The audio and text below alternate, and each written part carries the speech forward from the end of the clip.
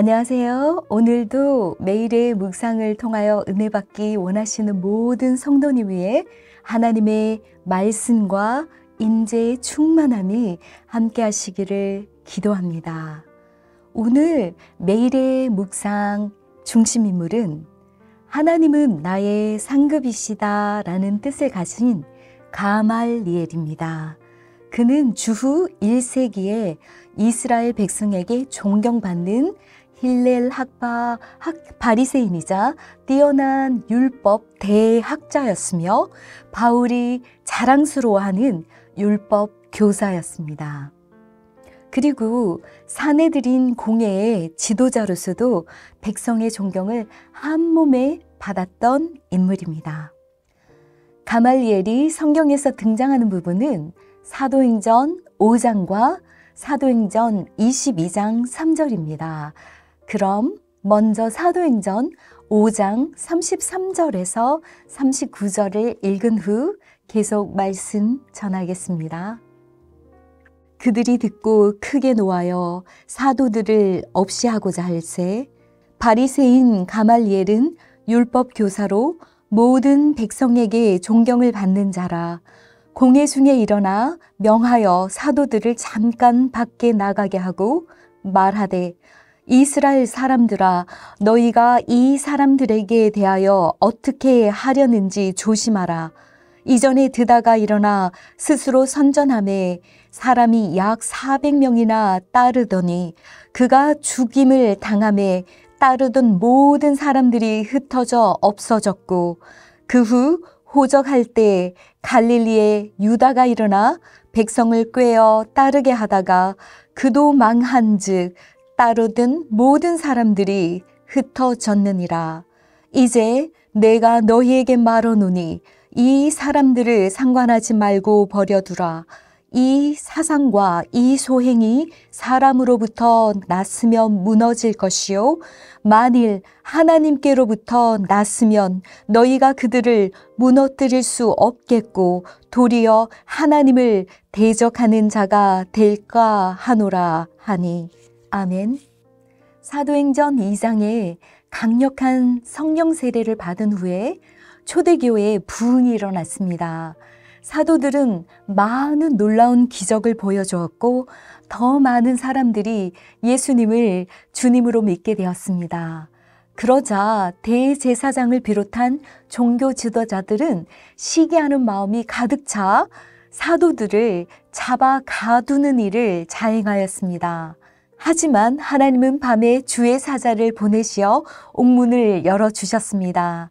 사도들은 옥문 밖으로 나온 후 그들이 성전 밖에서 사람들에게 복음을 가르치자 종교 지도자들이 다시 그들을 잡아와서 신문을 시작합니다.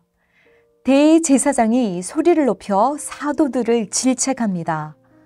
이 사람의 이름, 즉 예수 그리스도의 이름을 가르치지 말라고 엄하게 금지하였는데 왜 또 가르쳤느냐? 그 피를 우리에게로 돌리고자 하느냐? 그때 베드로와 사도들은 너무나 유명한 반박을 합니다. 베드로와 사도들이 대답하여 이르되 사람보다 하나님께 순종하는 것이 마땅하니라. 너희가 나무에 달아 죽인 예수를 하나님이 살리시고 그를 오른손으로 높이사 임금과 구주로 삼으셨소. 우리는 이 일의 증인이요 라고 목소리를 높였습니다. 그러자 그들이 크게 노하여 사도들을 없애고자 하였습니다. 왜 그들은 제자들의 증언하는 말을 듣고 그들을 죽이려고 하였던 것일까요?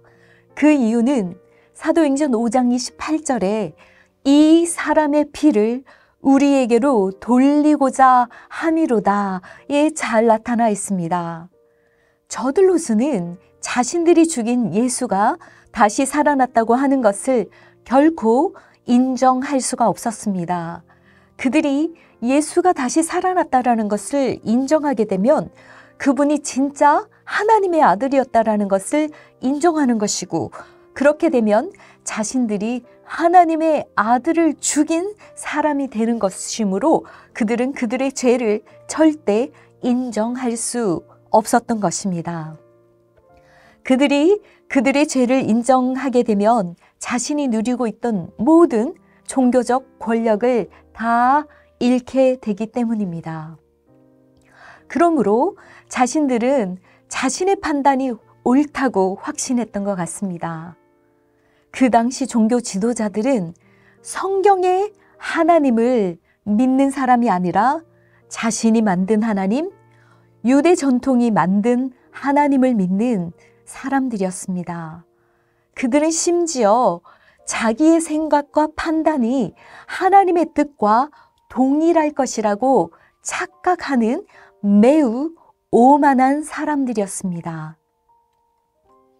이렇게 오만하고 아집으로 가득 찬 유대 지도자들이 분노에 가득 차 사도들을 죽이려고 할 바로 그때 한 사람이 일어났습니다. 바로 바리새인 가말리엘이었습니다. 바리새인인 가말리엘은 율법 교사로 모든 백성에게 존경을 받는 자라 공회 중에 일어나 명하여 사도들을 잠깐 밖에 나가게 하고 말하되 이스라엘 사람들아 너희가 이 사람들에게 대하여 어떻게 하려는지 조심하라. 네, 그는 사도들을 죽이려고 하는 이 종교 지도자들에게 조심하라 라고 경고하고 있습니다. 이스라엘 사람이라면, 즉 하나님의 백성이라면 자신의 감정이나 자신의 생각에 의해서 행하는 사람이 아니라 하나님의 뜻이 무엇인지 구하고 그 뜻에 순종해야 하고, 하나님의 뜻을 이해하지 못할 때에는 겸손하게 그 뜻을 기다리는 조심성이 필요하다는 의미였습니다. 가말리엘은 두 명의 사람, 36절에 드다 그리고 37절에 유다를 언급하여며 구체적으로 설명합니다. 드다에 관한 성경의 다른 설명은 없지만 역사가 요세푸스는 드다를 정치 반란을 꾀했던 인물이라고 언급했습니다. 자신이 요단강을 갈랐다고 사람들을 속여서 로마군을 몰아내려고 했지만 결국은 로마 군인의 공격으로 인해 목이 잘려 죽음을 맞이했다고 합니다. 그 결과 드다를 따르던 약 400명의 사람들은 곧바로 흩어지게 됩니다. 드다는 참된 구세주가 아니라 사람으로부터 나왔기 때문에 하나님께서 그 무리를 흩으시고 그들의 도모가 무너졌다라는 것이 가말리엘의 해석입니다. 두 번째 예로 든 인물은 37절 유다입니다. 그 후 호적할 때 갈릴리에서 유다라는 사람이 일어났다고 합니다. 이 호적은 AD 6년경에 행하여진 수리아 총독이 행한 인구조사로 보고 있습니다. 이 인구조사는 전쟁에 내보낼 사람을 차출하고 또 모든 사람으로부터 세금을 받아서 로마로 보내기 위한 목적으로 이루어졌습니다. 그러므로 피정복지에 있었던 사람들은 이러한 인구조사를 몹시도 싫어했습니다. 그래서 많은 사람들이 반기를 들었습니다. 이 인구조사를 계기로 하여 반로마주의자들, 즉 열심당이 처음 생긴 것으로 알려져 있습니다. 한편 갈릴리 출신의 유다는 로마 황제에게 세금을 내는 것은 비겁자들이고 하나님을 반하는 것이다 라고 하며 종교적이고 민족적인 운동을 일으켰지만 이내 로마 제국의 군대들에 진압당하여 모였던 모든 사람들이 다 흩어지고 말았다고 합니다. 율법교사 가말리엘은 드다와 유다 집단이 모두 한순간에 소멸되어 버렸음을 예로 들면서 아주 중요한 이야기를 합니다. 이 사상과 이 소행이 사람들로부터 났으면 무너질 것이요. 만일 하나님께로부터 났으면 너희가 그들을 무너뜨릴 수 없겠고 도리어 하나님을 대적하는 자가 될까 하노라. 다시 말하자면 너희는 조심해야 한다. 이 사도들을 함부로 다루지 말아야 한다. 왜냐하면 이 사도들이 하는 것이 사람들에게서 온 것인지 하나님으로 온 것인지 아직 모르지 않느냐 하는 것이었습니다. 만일 이 사도들이 하는 것이 사람에게서 온 것이라면 드다와 유다처럼 얼마 가지 않아 망할 것이지만 만일 하나님께서 하시는 것이라면 너희가 하나님을 대적하는 사람이 되고 말 것이다 라고 경고했습니다. 가말리엘이 전하는 말의 핵심은 우리가 마치 하나님의 뜻과 생각을 다 아는 것처럼 판단해서는 안 된다라는 것입니다. 우리는 하나님의 뜻과 하나님의 생각을 다 알 수 없는 인간임을 인정하고 우리의 생각과 우리의 판단을 하나님의 주권 아래 내려놓는 겸손함이 필요하다는 것입니다. 이처럼 가말리엘은 사도들이 신문하는 자리에서 공정성과 관용을 잃지 않았으며 무엇보다도 부지중에라도 하나님의 뜻을 대적하는 행위를 하지 않기 위해 극도로 조심하는 겸손함을 보여주었습니다. 대율법자임에도 불구하고 우리는 하나님의 뜻을 다 알 수 없다라는 그의 그 겸손함이 사도들을 보호해주는 역할을 담당하게 된 것입니다. 동방교회 전승에 의하자면 가말리엘은 말년에 기독교로 개종하였다라는 기록이 있습니다. 그것이 역사적으로 사실인지 아닌지는 정확히 알 수는 없지만 오늘 본문에서 그가 전하는 메시지를 보면 충분히 가능성이 있다고 여겼습니다. 또 다른 전성에 의하자면 가말리엘은 니고데모와 함께 스데반이 죽었을 때 그에게 찾아가서 그의 죽음을 애도하였다고 합니다. 그 장면을 그린 그림이 보스턴에 있는 미술관에 소장되어 있는 1600년 카를로 사라체니의 스데반의 죽음을 애도하는 니고데모와 가말리엘이라는 명화입니다. 네, 이러한 가말리엘이 있었기에 바울은 자신이 가말리엘에게서 배운 제자였음을 자랑스럽게 밝혔습니다. 사실 가말리엘이라는 이름이 우리에게 익숙하게 된 것은 사도 바울이 예루살렘에서 유대인들 앞에서 예수 그리스도의 복음에 대해서 변증하면서 자신은 가말리엘의 문하생이었음을 밝힌 사도행전 22장 3절 때문이지요. 나는 유대인으로 길리기아 다소에서 났고 이 성 예루살렘에서 자라 가말리엘의 문화에서 우리 조상들의 엄한 교훈을 받았고 오늘 너희 모든 사람처럼 하나님께 대하여 열심히 있는 자라. 네, 그 당시 가말리엘은 대랍비라는 뜻을 가진 라반으로 불린 당대 최고의 존경받는 학자였습니다.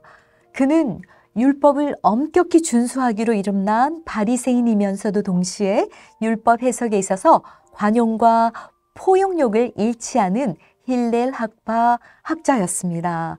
이렇게 훌륭한 가말리엘이라는 학자에게서 배운 바울은 로마서와 그의 서신서에서 구약을 재해석하는 실력을 유감없이 발휘합니다.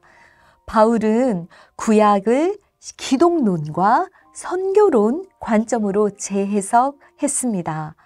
그의 비전통적인 해석에도 불구하고 랍비들이 바울의 구약 해석에 반박하지 못한 이유는 바울이 가말리엘의 제자였기 때문이었을 것입니다.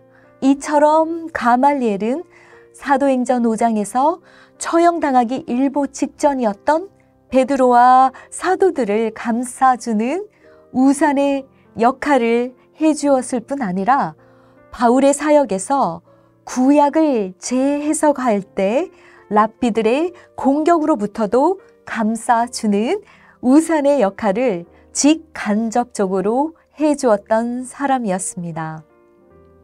오늘은 가말리엘에 대해 묵상해 보았습니다. 정리해 보겠습니다.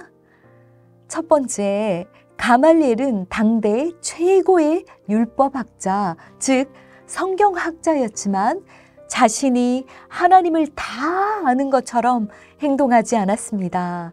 하나님의 깊고 심오한 계획과 그분의 뜻 아래 겸손히 자신의 의견을, 생각을 내려놓은 사람이었습니다.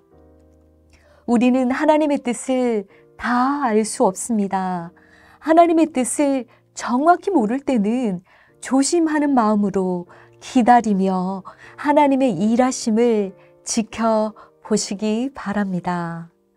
두 번째, 가말리엘은 위기에 처한 베드로와 사도들을 위해 변론을 해주어 그들을 보호해주는 우산 역할을 해주었습니다.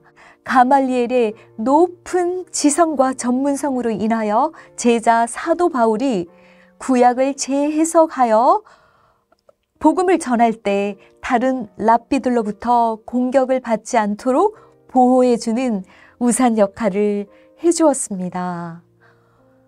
성도 여러분, 오늘 우리의 삶 속에서도 누군가의 우산 역할을 해주시는 성도님들이 다 되시기를 축원드립니다. 기도드리겠습니다.